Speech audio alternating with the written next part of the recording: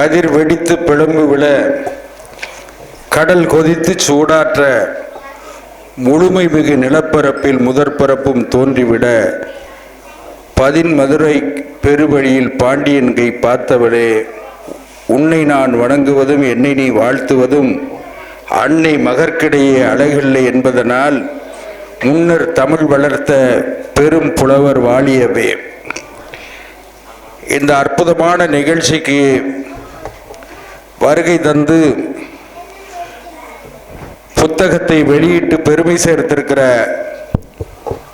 தூத்துக்குடியின் அடையாளங்களில் ஒன்றாக, நான் ஏதோ முகஸ்துதிக்காக பேசவில்லை, தூத்துக்குடியின் அடையாளங்களில் ஒன்றாக விளங்கி கொண்டிருக்கிற ஐயா PSTS திருவீரத்தின நாடார் என்று சொல்லுவோம். ஆள் நல்ல உயரமாக, அண்ணாச்சி விட நல்ல உயரமாக இருப்பாங்க, ரொம்ப பழுத்த, அவரை பார்த்தவுடன் கும்பிட தோன்றுகிற அந்த அடையாளத்தோடு தூத்துக்குடியின் அடையாளங்களில் ஒன்றாக விளங்கிய ஐயா PSTS திருவீரத்தின நாடார் அவர்களுடைய அருமை புதல்வரும் விகாசா கல்வி குழுமத்தினுடைய தலைவருமான பெரும் மதிப்பிற்குரிய அண்ணாச்சி வேல்சங்கர் அவர்களே, வரவேற்புரை வழங்கியிருக்கிற அருமை தம்பி, வளரும் தலைமுறை இளைஞர்கள் நாங்கள் எல்லாம் நாளெல்லாம் ஒரு 64 வயது எட்டியவன். ஆகவே நாங்கள் வாழ்க்கையின் பெரும்பகுதியை கடந்து விட்டவர்கள்.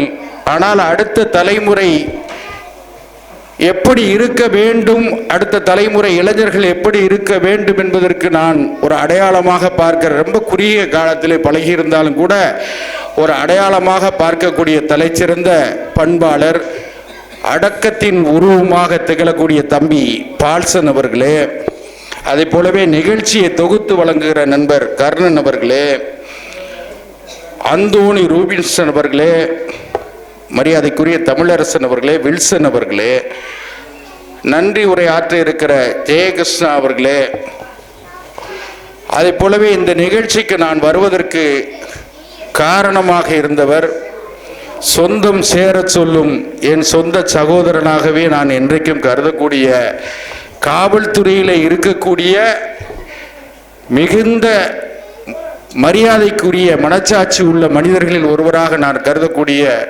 என்னுடைய இனிய நண்பர் அண்ணன் ஞான்ராஜ் அவர்களே, நிகழ்ச்சியிலே கலந்து கொண்டிருக்கிற மதிப்புமிக்க தாய்மார்களே, பெரியவர்களே, உங்கள் அனைவருக்கும் என்னுடைய பணிவான வணக்கம்.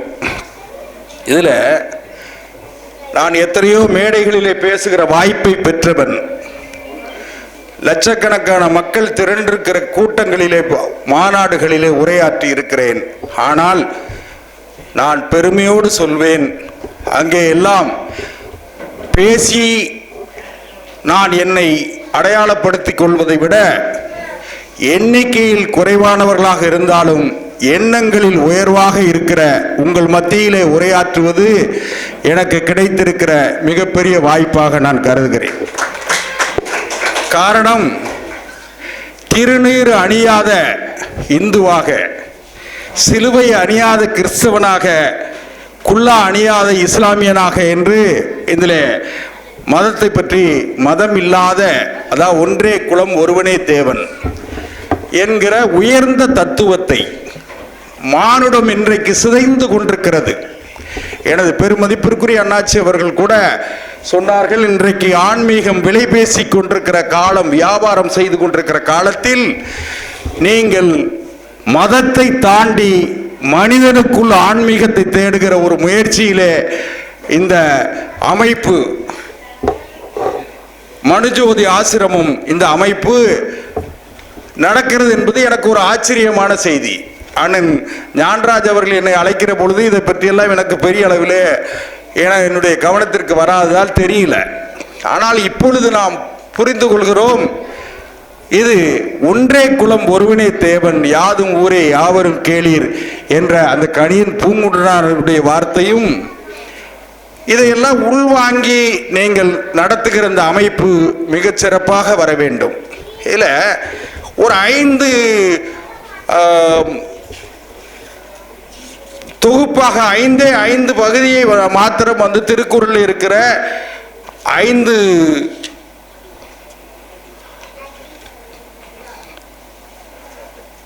வான் சிறப்பு, நீத்தார் பெருமை, அரண் வலியுறுத்தல், அன்புடைமை என்ற 5 குரல் பாக்களை மாத்திரமே 5 பொருள்களை மாத்திரமே அவர்கள் இப்போதைக்கு வெளியிட்டிருக்கிறார்கள்.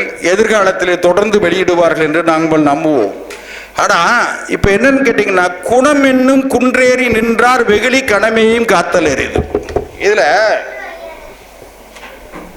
குணம் என்னும் குன்றேறி நின்றார். முதல்ல திருக்குறளை ஆரம்பிக்கிற பொழுது அகர முதல எழுத்தெல்லாம் ஆதி பகவன் முதற்றே உலகு.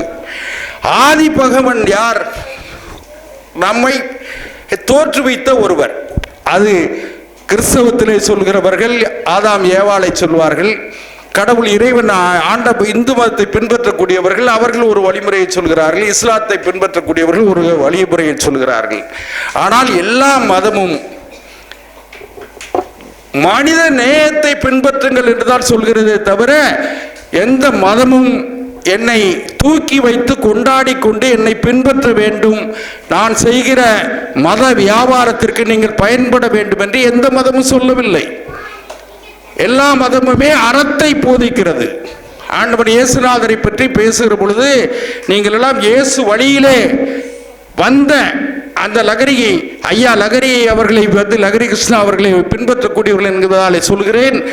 ஆண்டவர் இயேசுநாதர் அவர்களை சிலுவையிலே அறைகிற பொழுது என்ன அந்த தீர்ப்பு, அதான் பஸ்கா பண்டிகையிலே அப்பத்தை விட்டு கொடுக்கிற பொழுது இப்போது என்னோடு இருப்பவர்களில் ஒருவன் மெய்யாலுமே என்னை காட்டிக் கொடுப்பான் என்று இயேசு பெருமானை சொல்கிறார். அவருக்கே தெரிகிறது. அதை போலவே பிளாத்துவின் சபையிலே தீர்ப்பு சொல்லுகிற பொழுது கூட பிளாத்து நீதிபதியாக இருக்கிற நீதிபதிக்கு தெரிகிறது இவன் குற்றமற்றவனாக தெரிகிறது, நிரபராதியாக இருக்கக்கூடும் என்று சொல்கிறார். ஆனாலும் கூட பெரும்பான்மை அவருக்கு எதிர்ப்பாக இருந்த காரணத்தால் அவருக்கு மரண தண்டனை விதிக்கப்படுகிறது. ஏன் இதற்கு சொல்கிறேன் என்று சொன்னால், அன்றைக்கே பிளாத்து என்கிற நீதிபதி தவறு செய்திருக்கிறார். நீதி பிறண்டிருக்கிறது. பிளாத்து நினைச்சா அவரை வந்து இயேசுவை விடுவித்திருக்கலாம். ஆனால் இன்னொன்றை யோசித்தீர்கள் என்று சொன்னால், அவர் அன்றைக்கு இயேசுவை சிலுவையில் அறைய வேண்டும் என்று தீர்ப்பு வழங்கிய காரணத்தால் இயேசுவின் ரத்தம் பட்டதால் சிலுவை ஒன்றைக்கு ஒரு புனிதமான அடையாளமாக இருக்கிறது. அதை போலவே ஏக இறைவன் என்று சொல்லுகிற இஸ்லாமிய பெருமக்கள் அவர்களுக்கு சிலுவை வழிபாடு கிடையாது, உருவ வழிபாடு கிடையாது, மத வழிபாடு அடையாள வழிபாடுகள் கிடையாது, மார்க்க குறியீடு கிடையாது. ஆனால் அவர்கள் ஏக இறைவன் என்று சொல்கிறார்கள். அதை போலவே இந்து மக்கள் ஆலயங்களில் இன்றைக்கும் திருச்செந்தூர் முருகப்பெருமான் அறுபடை வீடுகளில் 2ஆம் படை வீடாக இருக்கிற முருகப்பெருமான் கோவிலில் பார்த்தீங்கன்னா கந்தசஷ்டி விரதம் இருந்து கந்தசஷ்டி நடக்கும்போது பார்த்தீங்கன்னா சூரனை வதம் செய்கிறார். சூரன் என்கிற ஒரு அரக்கன் கொடுங்கோலன் அவனுக்கு எல்லா வாய்ப்புகளையும் முருகப்பெருமான் வழங்குகிறார். நீ இன்று போய் நாளை வா, இந்த குறிப்பிட்ட ஒரு நாளைக்குள்ள நீ திருந்துவதற்கு வாய்ப்பு இருக்குமானால் திருந்தி விட்டு வா என்று சொல்கிறார். அந்த அரக்கன் திருந்த மறுக்கிற காரணத்தாலே தான் வதம் செய்யப்படுகிறார். இதுதான் எல்லா மதங்களும் மனித நேயத்தை நாம் அனைவரும் அண்ணன் தம்பிகள், ஜாதியும் மதமும், மதம் என்பதே ஒரு திமிர். மதம் என்பது ஒரு வகையான மனிதனை மிருகமாக ஆக்கக்கூடிய திமிர் தான் மதம்.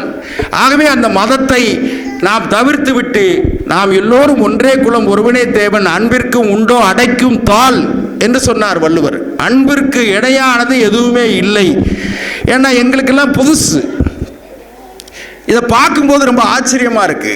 ஏன்னா இந்த உலகத்தில் இப்படிப்பட்ட இன்றைக்கு 200 பேராக இருக்கிற நீங்கள் நாளை 2000ஆக 2 லட்சமாக 2 கோடியாக இப்படியெல்லாம் ஒரு கற்பனையே செய்து பாருங்கள். இப்படி நாம் வந்துவிட்டால் நமக்கு என்ன வேலை? மதத்திற்கு என்ன வேலை இருக்கிறது? மதத்தின் பெயரால், ஜாதியின் பெயரால்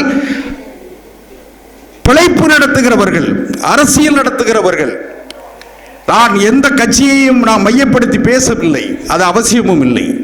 ஆனால் மதத்தின் பெயரால், ஜாதியின் பெயரால் ஒரு அமைப்புகளை வைத்துக்கொண்டு அவர்கள் நடத்துகிற அட்டூழியங்கள் எல்லாம் ஐயா அவர்கள் அவர்களுக்குரிய அந்த பெருந்தன்மை நாகரிகத்தின் காரணமாக அவர்கள் ஒரு எல்லைகளுக்குள்ளே சுருக்கி கொண்டார்கள். ஆனால் அவர்களை போன்ற கல்வி நிறுவனம், பெரிய நிறுவனம் நடத்தக்கூடியவர்களுக்கு தெரியும், உடனே ஒரு லெட்டர் கொடுக்கிறது, என் பையனுக்கு எங்கள் ஜாதிக்கார பையன் இவன், எனக்கு வேண்டியவன், அவனுக்கு நீங்கள் உங்கள் கல்வி நிறுவனத்தில் ஒரு சீட்டு கொடுக்கணும்னு சீட்டு கொடுத்து விடுவாங்க. இது எந்த வகையில் நியாயம்? அதையெல்லாம் மாற்றுவதற்கான முயற்சியாகத்தான் நீங்கள் எடுத்திருக்கிற இந்த முயற்சி வெற்றி பெற வேண்டும். அதான் ஈன்றால் பசிகாண்பான் ஆயினும் செய்யற்க சான்றோர் பழிக்கு வினை. அது வள்ளுவர் எவ்வளவு பெரிய அருமையா சொல்லியிருக்கார் பாருங்க. ஈன்றால் பசிகாண்பான் ஆயினும், தன்னுடைய தாய், பெற்றெடுத்த தாய் பசியோடு இருக்கிற சூழ்நிலை ஏற்பட்டால் கூட சான்றோர் பழிக்கிற வினை. அதாவது தவறு பெரியவங்கள் எல்லாம் கொதிச்சு போய் இவன் எப்போ என்னையா இப்படி அப்படின்னு சொல்லக்கூடிய நிலைக்கு வந்துடாதீங்க. அதைத்தான் அப்படி சொன்னார். அதுதான் வள்ளுவர் இன்னும் கூட அழகாக சொன்னார், தந்தை மகற்காற்றும் நன்றி. தந்தை மகற்காற்றும் நன்றி அவையத்து முந்தியிருப்ப செயல். ஒரு தகப்பன் தனக்கு பிள்ளையாக பிறந்து தன்னை ஒரு மனிதனாக சமூகம் அங்கீகரிப்பதற்கு காரணமாக இருந்த தன்னுடைய மகனுக்கு தந்தை மகற்காற்றும் நன்றி அவையத்து முந்தியிருப்பு செயல். அவனுக்கு கல்வியை கொடு, நல்ல ஒழுக்கத்தை சொல்லிக் கொடு. தம்பி பால்சனை போன்ற தம்பிகள் வளர வேண்டும். தம்பியை அவர்களை போன்ற அவருடைய தந்தையார் எல்லாம் பெருமைக்குரியவர். நான் ஏதோ முகஸ்துதிக்காக சொல்ல, இப்படிப்பட்ட பிள்ளைகள்லாம் கிடைக்கிறது கஷ்டம். வரக்கூடிய காலத்தில் எக்கு இதயம் படைத்த இளைஞர்கள் உடன் இருப்பார்கள். ஆனால் எந்த யுத்தகலத்தையும் சந்திப்பதற்கு வாட்களும் வேல்களும் தேவையில்லை என்றான் உருது கவிஞர் இக்பால். அதனால இப்படிப்பட்ட இளைஞர்கள் வர வேண்டும். அதுதான் சொன்னாரு, அது தந்தை மகற்காற்றும் நன்றி அவையத்து முந்திருப்பு செயல். சரி, அவரு மகன் தந்தை காற்றும் உதவி, இவன் தந்தை என்னோற்றான் கொல் எனும் சொல். இப்படிப்பட்ட பிள்ளையை பெறதுக்கு அண்ணாச்சி எவ்வளவு தவம் பண்ணாரோன்னு சொல்லி அவரை பார்த்து சமூகம் சொல்ற அளவுக்கு இவர் நடக்கணும்னு சொல்றாங்க. அதனால வள்ளுவ பெருந்தகை சொல்லாததே கிடையாது. வள்ளுவர் சொல்லாததே எதுவுமே கிடையாது. அதை மிக அழகாக நீங்கள் பெருமையோடு சொல்கிறீர். நான் என்ன காலத்தின் அருமை கருதி மிகப்பெரிய எனக்கான நான் சொல்வதற்கான செய்தியும் தேவையும் இருந்தாலும் கூட இன்னும் காலங்கள் இருக்கிறது. இயற்கையும் காலமும் அனுமதிக்குமானால் வருகிற காலம், மிச்சம் இருக்கிற காலம், எனக்கெல்லாம் 63 வயது, ஓரட்டில் வளரா பிள்ளை, ஈரட்டில் படியா கல்வி, மூவட்டில் முடியா மனம், நாலட்டில் பெறா பிள்ளை, ஐயட்டில் தேடா சொத்து, ஆறட்டில் அடையா புகழ். இப்படி 8 வாழ்க்கை 8 64 வயது. 64 வயது என்பது ஏறக்குறைய வாழ்க்கையின் நிறைவு பகுதியில் இருக்கிற நாங்கள், உங்களை போன்றவர்கள், இந்த அடுத்த தலைமுறை இளைஞர்களை பார்க்கிற பொழுது மனம் இரவும் பகலும் உரசிக் கொள்கிற இந்த அந்தி பொழுதில் என்னை போன்றவர்களுக்கு, முதுமையின் வாசலில் நிற்கிற எங்களை போன்றவர்களுக்கு மிகுந்த மகிழ்ச்சி. இந்த அந்தி பொழுதில், மாலை பொழுதில் நீங்கள் எல்லாம் இந்த சின்னஞ்சிறு பிள்ளைகள், பட்டாம்பூச்சிகள் பறந்திருக்க. நீங்களே இந்த புத்தகத்தில் கூட கடைசி பகுதியில் ஒன்று, மிகுந்த வலியோடு பெற்றெடுத்தவள் தாய், அந்த இதில் போட்டிருக்கிறது சொல்றேன். மண்ணோடு, அதாவது வலியோடு போராடி பெற்றெடுத்தவள் தாய், மண்ணோடு போராடிய விதை மரமாகி இருக்கிறது, இருளோடு போராடிய புழு வண்டத்து பூச்சி ஆகி இருக்கிறது என்று அந்த புத்தகத்தில் நீங்க போட்டிருக்கீங்க. அதனால எதுக்காக சொல்றேன்னு கேட்டீங்கன்னா, போராட்டம் தான் வாழ்க்கை. போர்க்குழி காயமே புகழின் காயம், எப்படை தோற்கின் எப்படை ஜெயிக்கும் என்கிற மனோன்மணியும் சுந்தரம் பிள்ளையினுடைய கவிதையை நினைவுபடுத்தி நாம் எல்லாம் இந்த பிஞ்சு குழந்தைகள், நாளைய எதிர்காலத்தினுடைய நம்பிக்கை நட்சத்திரம். ஒரு பிள்ளை, எந்த குழந்தையும் நல்ல குழந்தை தான் மண்ணில் பிறக்கையிலே அவர் நல்லவராவதும் தீயவராவதும் பெற்றோர் வளர்ப்பதிலே இல்லை, அன்னை வளர்ப்பதிலே என்று நம்முடைய முன்னோர்கள் சொன்னார்கள். அதே போல நீங்கள் உங்களுடைய பிள்ளைகளை இதே சிந்தனையோடு, அனைவரும் அண்ணன் தம்பிகள், அனைவரும் மனிதர்கள், முதல்ல மனிதர்கள், எல்லோரும் முதுமையை அடைந்தே தீர வேண்டும். நான் என்னுடைய நண்பர்களிடத்திலே வேடிக்கையாக சொல்வது, ஏன் தம்பி பால்சனிடத்திலே கூட சொல்லுவோமே, நான் நேற்றைய 28 வயது இளைஞன், நீங்கள் நாளை 64 வயது கிழவன். நான் நேற்றைய 24 வயது இளைஞனாக இருந்து 64 தொற்றிருக்கிறேன்.